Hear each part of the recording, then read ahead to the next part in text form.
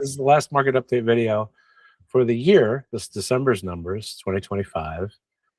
And basically, we're going to go over the whole year, see how we did in the craziest switch up we've seen in a long time, definitely since COVID. Market at a glance, what's jumping out to me is that we are way up in inventory. Like, that's a significant amount. And way down in the 30-year mortgage rate. So let's run through the numbers. Danny, let's start with the home sold picture of the overall market. We were down just 3 houses for the month from the same time the previous year. So just over 1,800 homes sold in December. So that is 0% year over year, 3% down from where we were in November of 2025. The current inventory is a little over 3,100 homes, which that's up. As you noted, it's down month over month. It's down 20%. A lot of people, are busy with the holidays. They don't have as much inventory out there, but things start to wake up as the year turns. And so we expect that month over month number is going to increase. Year over year, though, up 16% is pretty significant. And I think, Rob, we saw that pretty much throughout the year, month over month. We were seeing that we kind of had the normal flow over the course of the year, but year over year, we were up 15 to 20% all along. Right. Followed the same curve throughout the year, seasonality wise, but overall, quite a lot more homes inventory wise available. The next one's always our most important, at least the one I'm most interested in, the sales price metrics. And this year, I think we're a little above where we were this time last year in terms of the gap, sales price versus list price, but I'll let you go into details. Yeah, I mean, there's a few different interesting points to this chart. One, as you mentioned, is there's still a gap between where homes are being listed and where they're actually selling, right? So there's still, you see that gap between the blue line and the orange line. Things are just going below what people are listing. Probably a lot of reasons for that, but you can start to look at how big of a difference there is to the size of the gap there. It closes as you scroll across to the left side of the graph in the middle of the year when things are really hot. But during these wintry months, that's when things start to spread out a little bit.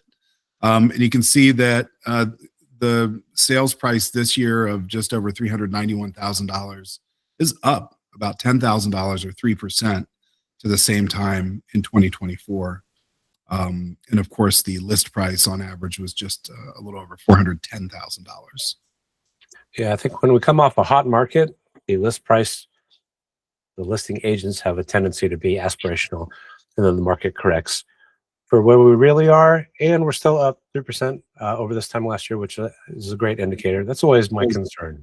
That's how we trend overall for homeowners. We want to make sure that we're still increasing equity, and we definitely are. Percentage over and under asking, that's as expected for a shifting market. Yeah, it's a great point. You can see that the green section actually just gets smaller and smaller. A little bit smaller than it was last month and certainly over last year.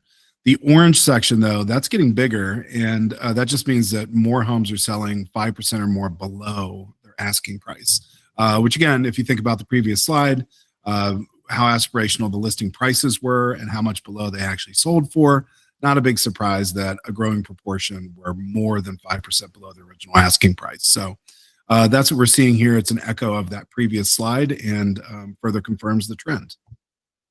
Right. And then the following days in the market, this is a lot higher than I expected, but it is on trend for a shifting market.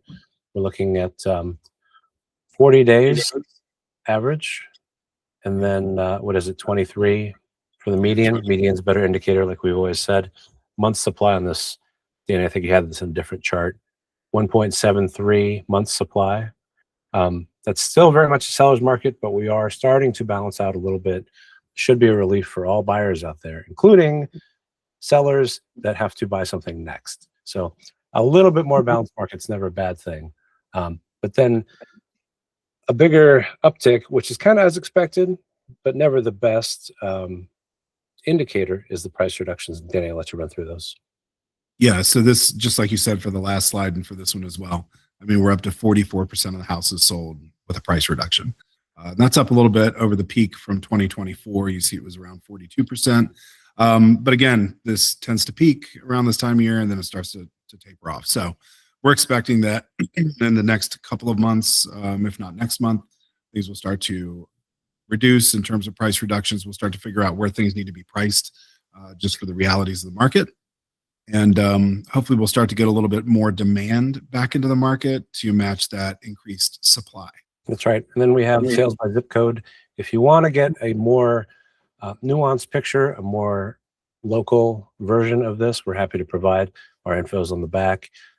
We do this every month. We've done it for years. These are our own numbers. Danny's good enough to pull all the data himself.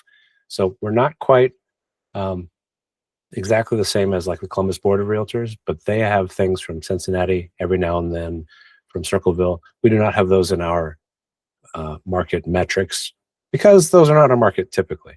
So if you have specific questions, all real estate is local and it is case by case basis. So if you have specific questions, feel free to reach out to us. As always, Danny, thanks for doing these again. And we'll plan on seeing you next year. We'll keep following these trends.